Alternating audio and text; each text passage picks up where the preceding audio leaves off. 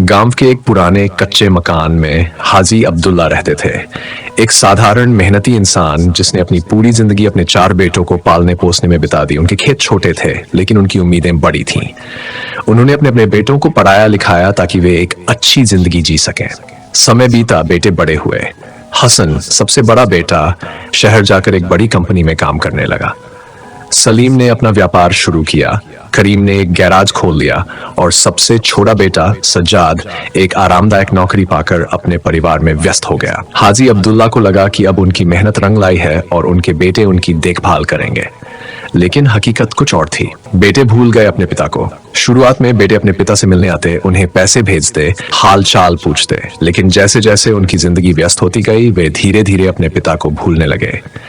हसन अपने ऑफिस की मीटिंग्स में व्यस्त हो गया, सलीम अपने व्यापार को बढ़ाने में लगा रहा, करीम का ध्यान अपनी वर्कशॉप पर था और सज्जाद अपने परिवार के साथ खुशहाल जीवन बिता रहा था। हाजी अब्दुल्ला ने कई बार अपने बेटों को फोन किया, लेकिन या तो कॉल काट दी जाती या फिर बहाने बना दिए जाते।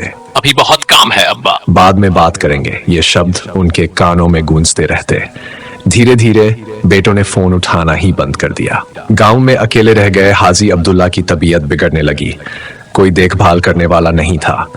घर की दीवारें बूढ़ी हो चुकी थीं और उनके अंदर बैठा ये बूढ़ा व्यक्ति भी उतना ही कमजोर हो चुका था। पड़ोसी कभी कभी खाना दे जाते, हाल पूछ लेते, लेकिन अपने ही बेटों ने उन्हें भुला दिया था। एक दिन तेज बुखार में तपते हुए उन्होंने अपने बेटे हसन को फोन किया, बेटा मैं बहुत बीमार हूं, एक बार आ जाओ। लेकिन जवाब आया, अब्बा अभी मीटिंग में हूं, कुछ दिनों में आऊंगा। उन्होंने सलीम को फोन किया, बेटा तुम्हारी बहुत याद आ रही है। लेकिन उधर से आवाज आई, अब्बा दुकान पर बहुत भीड़ है, बाद में बात करेंगे।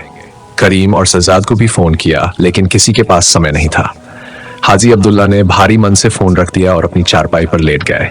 उनकी आंखों से आंसू बह निकले। भाग्य अंतिम रात, उस रात तेज ठंड थी। घर के कोने में लेटे हुए उन्होंने अपनी पुरानी तस्वीरें देखी जिनमें उनके 4 बेटे छोटे थे और उनसे लिपटकर सोते थे। उन्होंने कुरान खोला और कांपते हाथों से दुआ मांगी, या अल्लाह मेरे बच्चों को सही राह दिखा। रात के सन्नाटे में उनकी सांसें धीमी होती गईं। अगली सुबह पड़ोसियों ने दरवाजा खटखटाया लेकिन कोई जवाब नहीं मिला। जब उन्होंने दरवाजा खोला तो देखा कि हाजी अब्दुल्ला हमेशा के लिए सो चुके थे। खबर मिलने पर 4 बेटे गांव आए। पिता की मिट्टी की ताजी कब्र के पास खड़े होकर वे फूट फूट कर रोने लगे। लेकिन अब समय बीत चुका था। जिस पिता को उन्होंने जीते जी भुला दिया था, अब उनकी कब्र के पास खड़े रहकर पछता रहे थे। हसन ने अपने कांपते हाथों से कब्र की मिट्टी छुई। अब्बा मुझे माफ कर दो। सलीम ने सिर झुका लिया, हमने बहुत बड़ी गलती कर दी। करीम और सज्जाद एक दूसरे को देख रहे थे लेकिन उनके पास कहने को कुछ नहीं था। बेटों ने जब अपने पिता के कमरे को देखा तो उनकी आंखें नम हो गईं।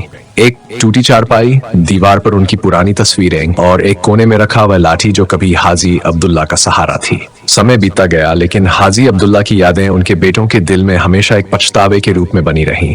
वे चारों अब एक संपन्न जीवन जी रहे थे लेकिन उनके दिलों में एक अधूरापन। काश हमने अपने पिता को जीते जी सम्मान दिया होता, काश हमने उनके अकेलेपन को महसूस किया होता। लेकिन यह पछतावा अब किसी काम का नहीं था। प्यार को पहचानने में देर मत करो, वरना पछतावे के सिवा कुछ नहीं बचेगा।